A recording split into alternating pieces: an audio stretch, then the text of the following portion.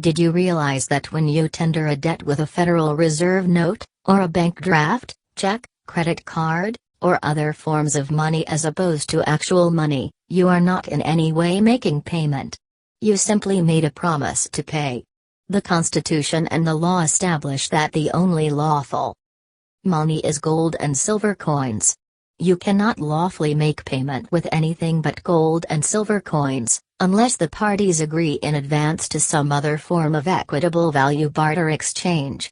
An FRN has no intrinsic value and is not evidence of wealth, it is evidence of debt, and unfortunately for the one who accepts them, they are not even legitimate notes. FRNs fail the test of legitimacy for notes, because there isn't a promise to pay anything, and they're not redeemable for anything. Note N. An instrument containing an express and absolute promise of signer, that is maker, to pay to a specified person or order, or bearer, a definite sum of money at a specified time. A note not meeting these requirements may be assignable but not negotiable. Black's Law Dictionary, 6 said a note is a specific and unconditional promise to pay. UCC 304I intrinsically, a dollar bill is just a piece of paper. Modern money mechanics, Federal Reserve Bank of Chicago FRNs do not make payment. What exactly happens then when you make a transaction using an FRN and acquire property or services? You have not in fact made payment, but the debt incurred for the goods is thereby discharged. The distinction is significant. There is a distinction between a debt discharged and one paid. When discharged, the debt still exists, though divested of its character as a legal obligation during the operation of the discharge.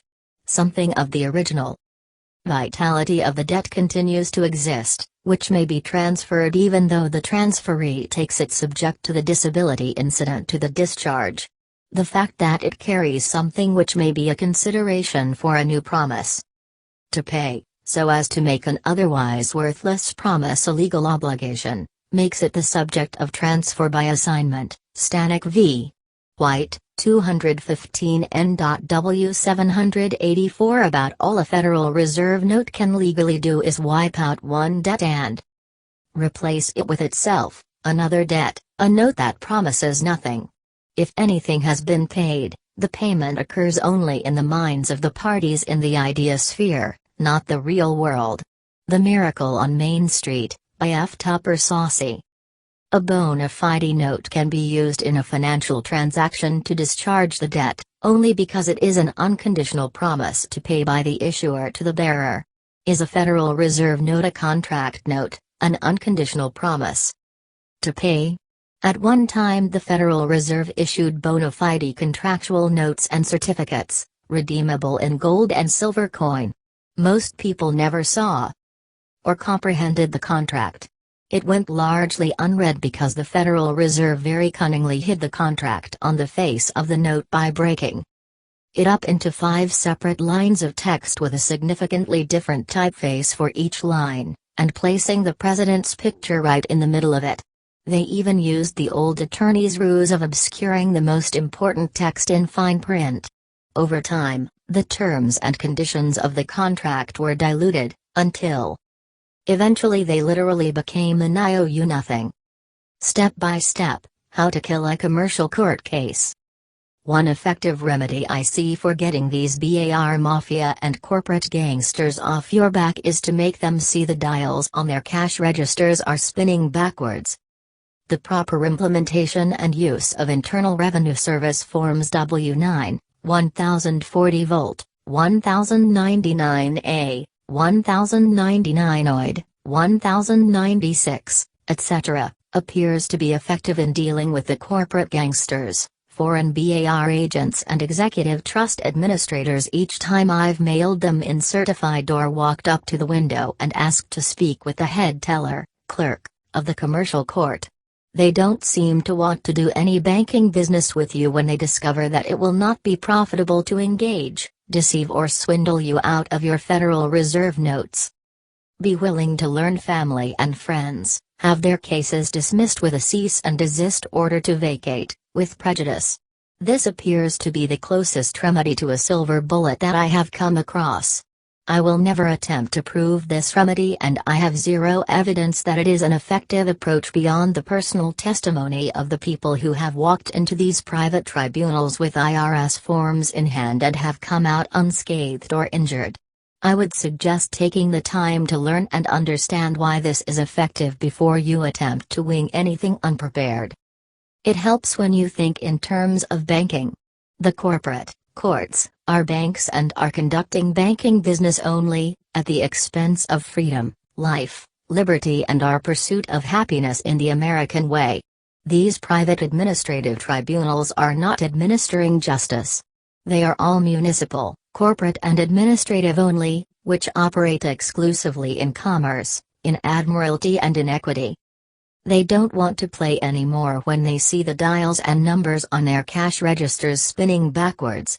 I have no qualms about filing a Form 3949A or a FinCEN 101 or FinCEN 104 report against them for obstruction of Title 26, impeding tax filings, misappropriation of public funds, tax evasion, and embezzlement. That's precisely what is going on in these private banking centers. They are running two sets of books. An audit of their books and records would not go over well. Reporting the commercial court case to IRS Part 1. In commerce, whoever creates the liability has to bring the remedy. It appears that the corporate commercial courts and foreign bar attorneys are not providing a remedy pursuant to public law or public policy, so why not create your own? You may exercise your due diligence, be in compliance with Title 2626 CFR if you choose, and report the transaction as a taxable transaction to your accountants in the public, IRS. It appears that the so-called judges in America tend not to honor congressional mandates or House Joint Resolution 192, Public Law No. 10 of the 73rd Congress, or 48 Stat. Ch.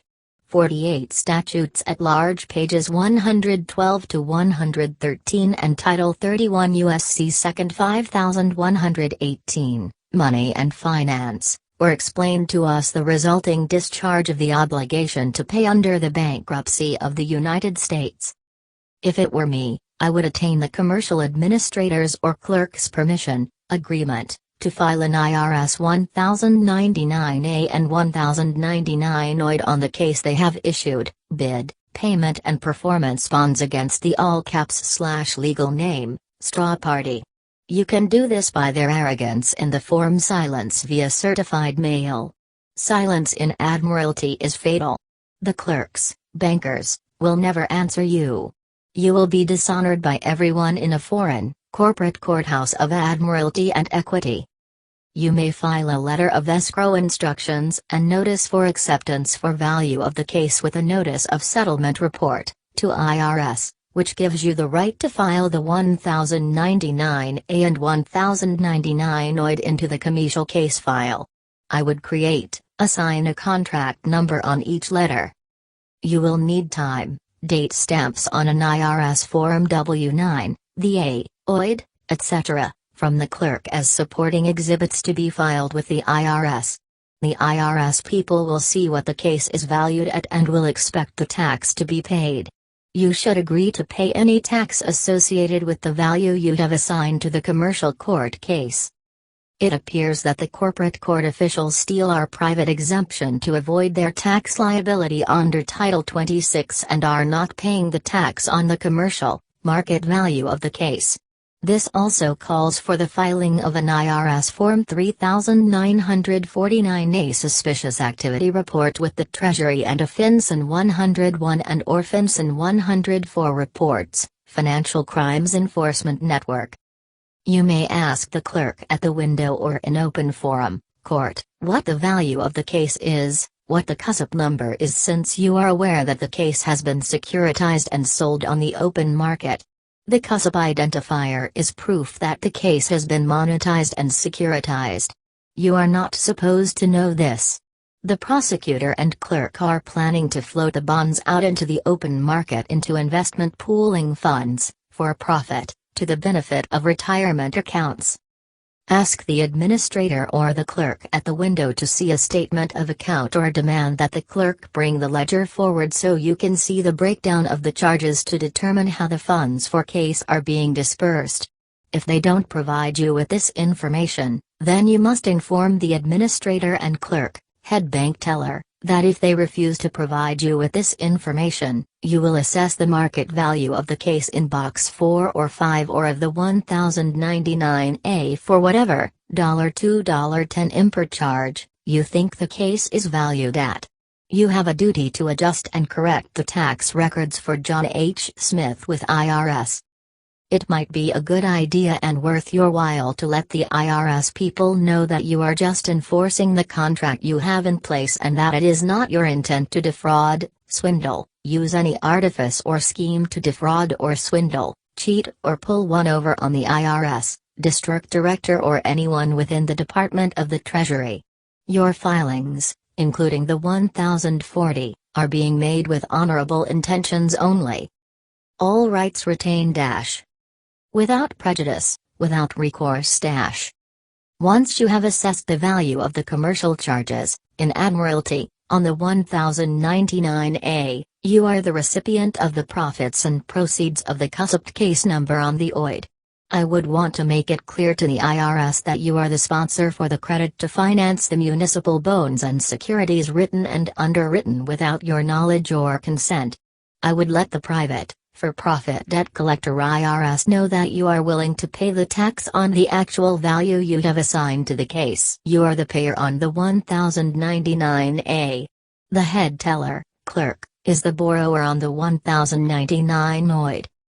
If it were me, I would walk right up to the head teller window as soon as you have knowledge that the bar mafia have created a cusped case number and are moving against your estate decedent. Reporting the commercial court case to IRS Part 2. By the word permission I really meant to say agreement. An agreement has more teeth than a contract. By getting the head teller's agreement to file the appropriate IRS tax forms, including supporting exhibits, you are covered in the event you are visited by Treasury agents. It would be unlawful for any one of these foreign agents to retaliate against you for reporting the taxable transaction. Silence in Admiralty is fatal. The corporate gangsters in the state commercial courts will never answer or respond to an affidavit or anything that exposes their fraud or RICO violations. The state and federal so-called courts, officials, will always dishonor you and your presentments because they are non-constitutional, non-judicial, foreign venues and foreign jurisdictions. The office of de jure judge is always vacant. These private corporations, so-called courts, are operating in commerce for profit and gain in violation of the rights of the people. It's called involuntary servitude, peonage, forced slavery, forced contracts, human trafficking, trafficking in slaves for profit and the violation of Universal Declaration of Human Rights and the International Covenant for Civil and Political Rights, ICPR, UN Treatise and a direct violation of Trafficking Victims Protection Act Pub. L. 106-386, House Resolution H.R. 2620. And it's getting worse by the day. www.un.org web link. www.humanrights.com web link. Form W9, Request for Taxpayer Identification Number, TIN, and Certification. Use this form to provide your correct TIN to the person who is required to file an information return with the IRS to report, for example, income paid to you, real estate transactions, mortgage interest you paid, acquisition or abandonment of secured property, cancellation of debt, or contributions you made to an IRA. The commercial courts are a U.S. person by definition under the W-9 guidelines.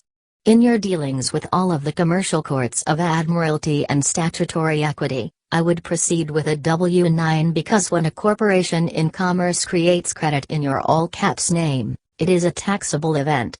You would need to acquire their IN to do the 1096s, 1099As and 1099 OIDs in order to claim the funds. All transactions are taxable transactions and reportable to the Internal Revenue Service. Just ask any IRS SID agent. CFR Title 26 Chapter 1 Subchapter F Part 301 Subpart, Information and Returns Section 301.6111.3, 26 CFR 301.6111.3, Disclosure of Reportable Transactions. CFR Title 26 Chapter 1 Subchapter F Part 301 Subpart, Information and Returns Section 301.6707A1. 26 CFR 301.6707A1, Failure to include on any return or statement any information required to be disclosed under Section 6011 with respect to a reportable transaction. You are always the payer, lender on the 1099-A. You may claim to be the recipient of the value of the commercial court case via the 1099 OID. The prosecutor and clerk will usually be in obstruction of Title 26 and obstruct your ability to correct the tax record information by failing to bring the ledger forward, provide you with a statement of account or inform you what the market value of the case, municipal bonds, securities, etc., is. The corporate court officials don't want the people in the community to realize that they are not administering justice but are operating in commerce and for profit. They don't want to tell you that the plan was to float the bonds out onto the open market into investment pooling funds. These corporate gangsters were probably not planning on paying or reporting the taxes on the market value of the case.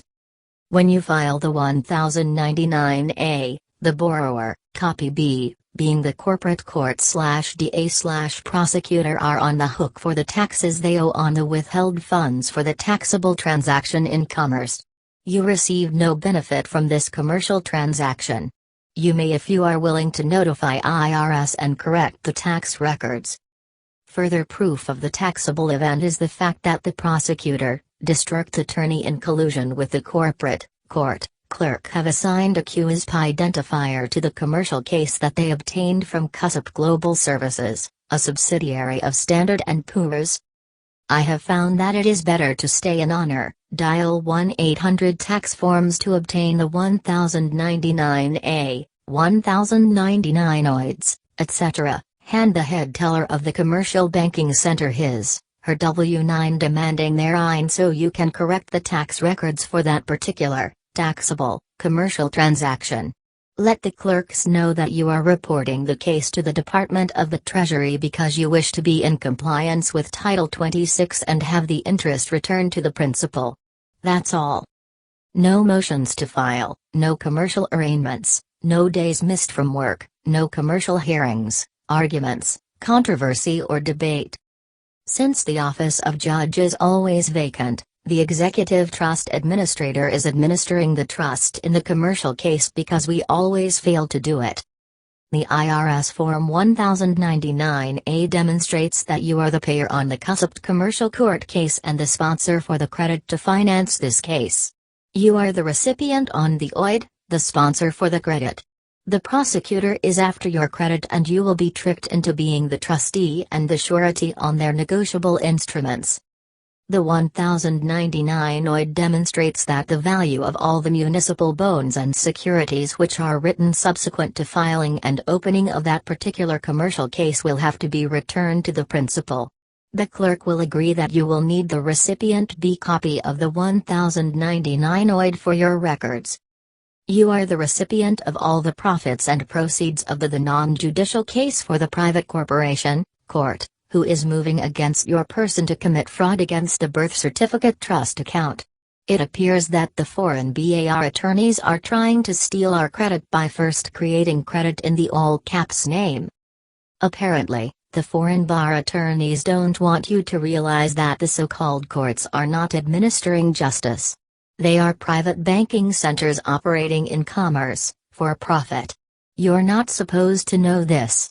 The OID is based on interest equity recovery, return to principal and surety. Since these so-called courts are nothing more than private banking centers operating in commerce, for profit, They should be treated as a banks. The foreign bar agents are stealing our private exemptions to avoid their tax liability under Title 2626 CFR, see Form 14242 Tax Avoidance Scheme. These private corporations need to be in compliance with Title 26 since the bar attorneys have already agreed to comply with the Internal Revenue Code. Another option is to properly fill out the FinCEN 101 and FinCEN 104 Financial Crimes Enforcement Forms. It is important to have oneself establish the correct status, but it is more important to know that their BAR court status is not right. Here is how to get proof through the IRS that these are not district courts or state courts of law but rather private non-tax exempt foreign franchise brokerage banks. Fax it to the fax number of the IRS attached in the title of PDF. If it were me, I would turn the whole taxable transaction over to the Internal Revenue Service and let them sort the commercial matter out. One may serve the clerk of the court and ask for their completed IRS Form W-9, Articles of Incorporation, Articles of Association, Application 1023, Application 1024, 990 Return, Form 4506A and IRS Determination of Status Letter.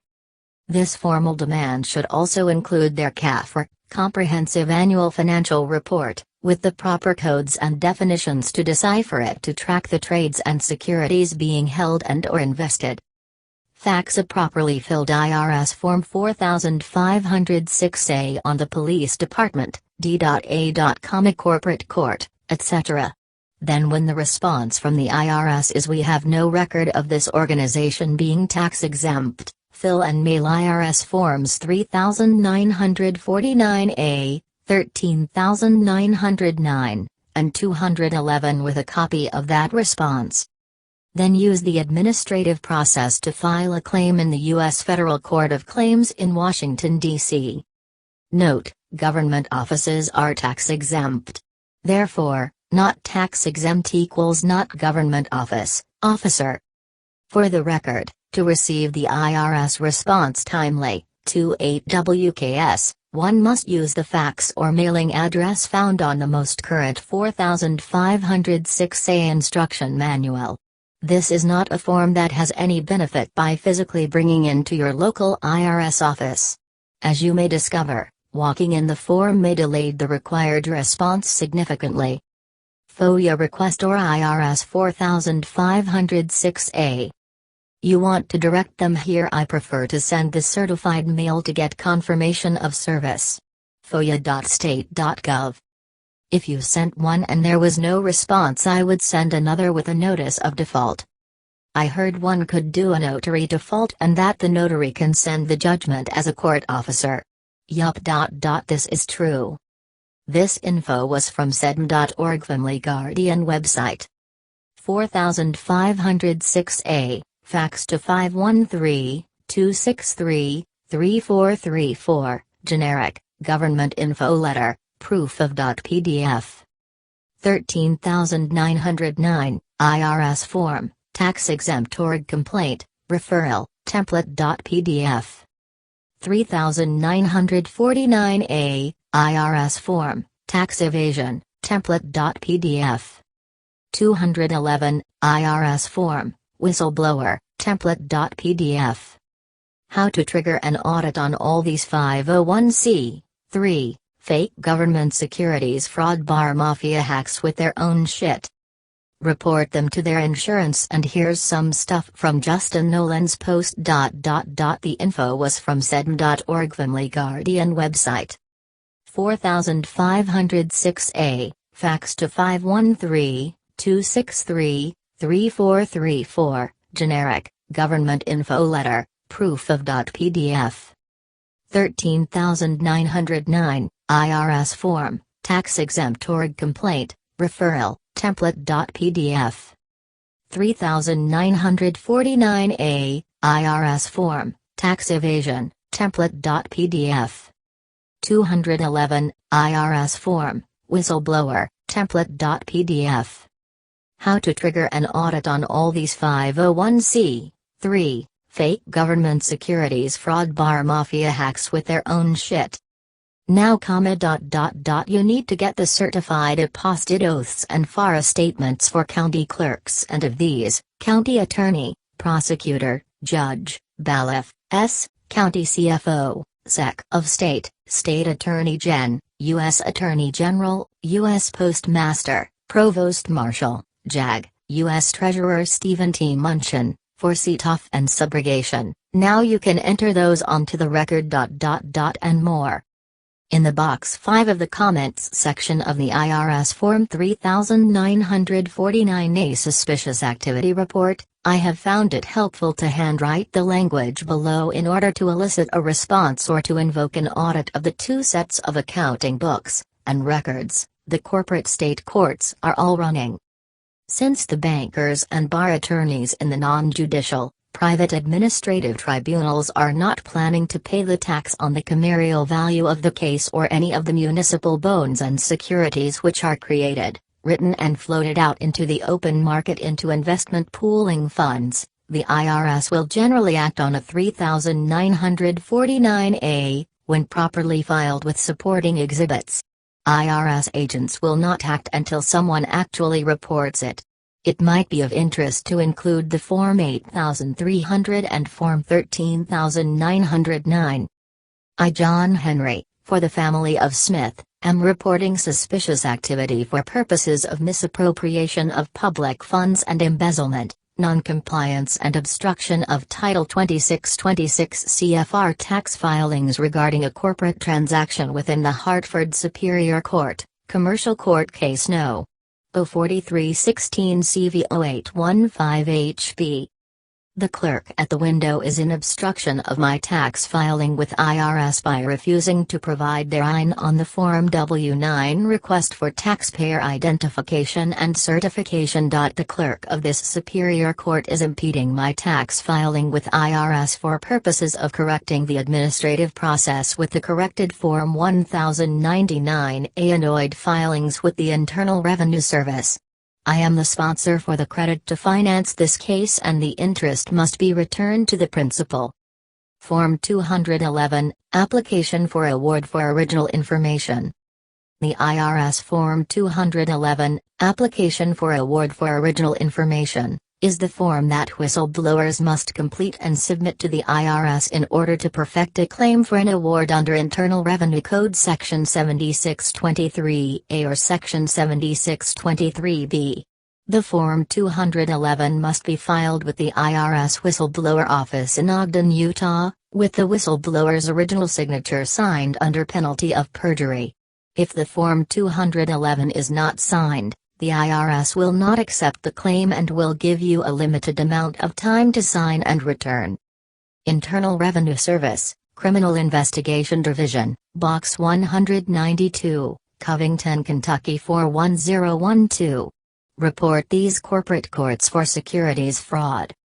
Supporting exhibits would be anything that you have filed into the case and have drawn out time, date stamped copies of, that is, the W-9. IRS proposed copies of tax forms, etc. You have to know what to say when the clerk fails to act as a public servant, blocks your administrative remedies, obstructs Title 26, impedes your compliance with Title 26 and denies you the ability to correct the tax records regarding the case. Also, when he or she is denying you due process of law, which they often will because you are not in a de jure court of law. It's a de facto private administrative tribunal. These foreign BAR agent attorneys appear to be stealing our private exemptions in order to avoid their tax liability under Title 2626 CFR.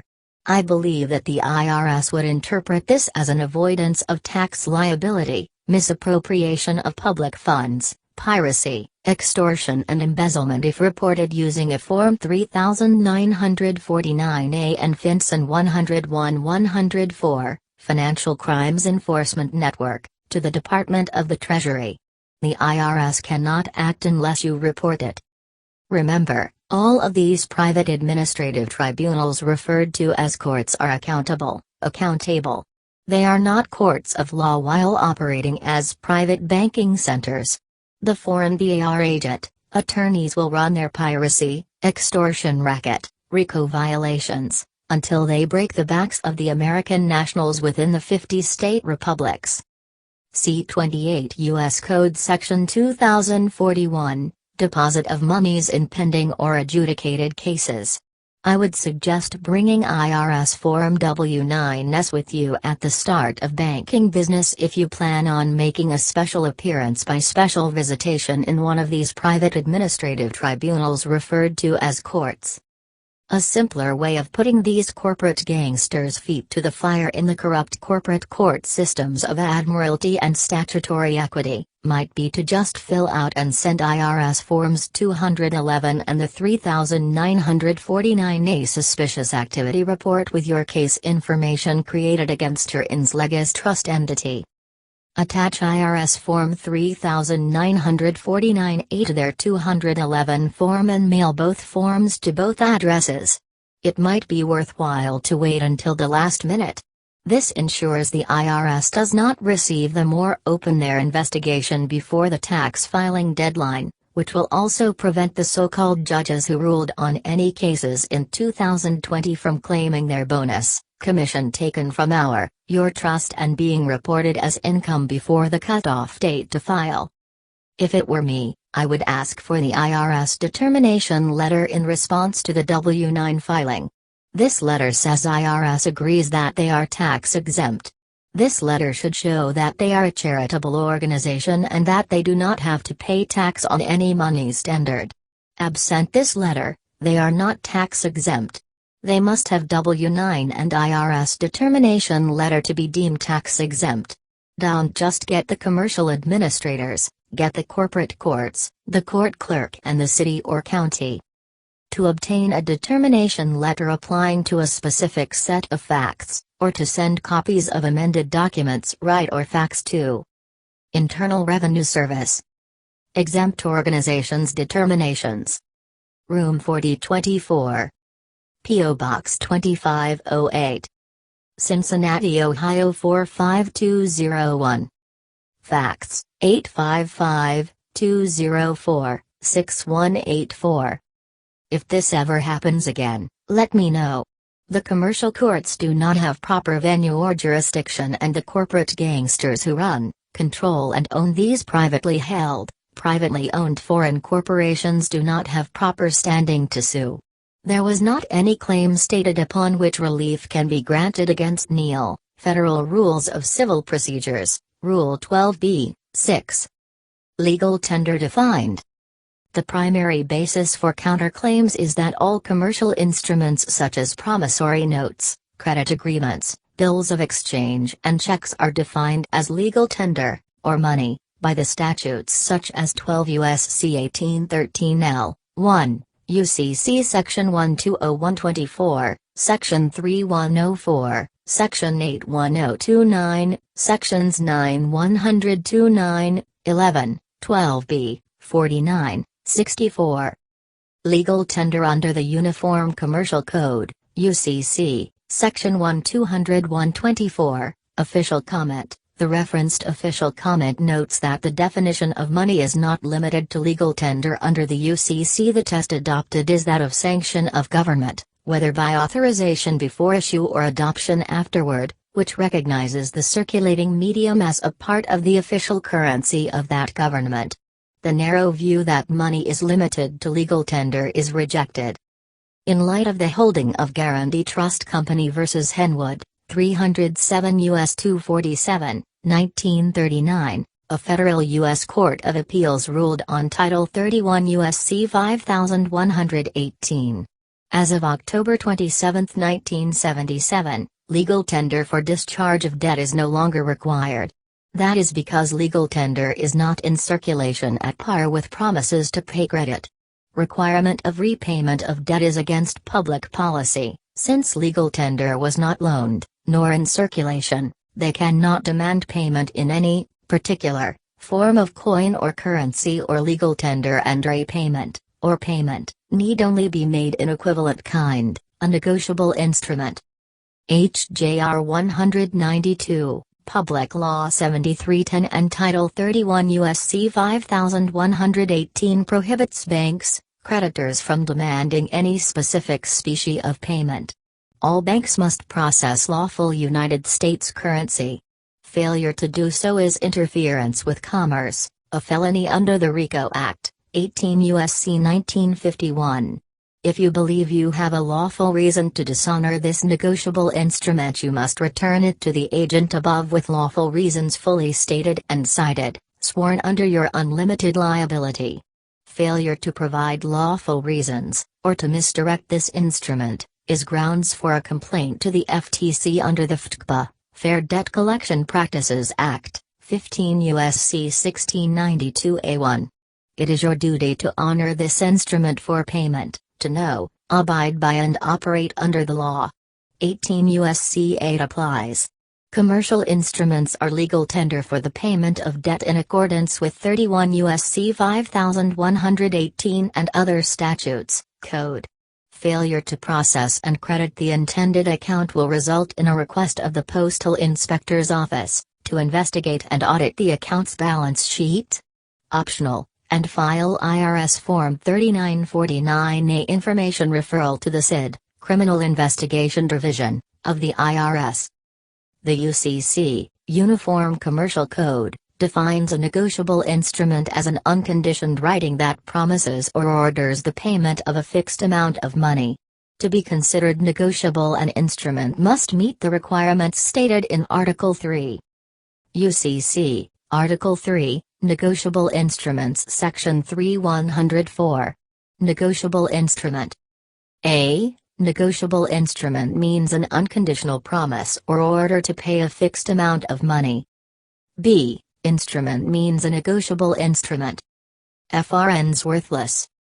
The Federal Reserve Bank in its booklet, Modern Money Mechanics, page 3, states, in the United States neither paper currency nor deposits have as commodities.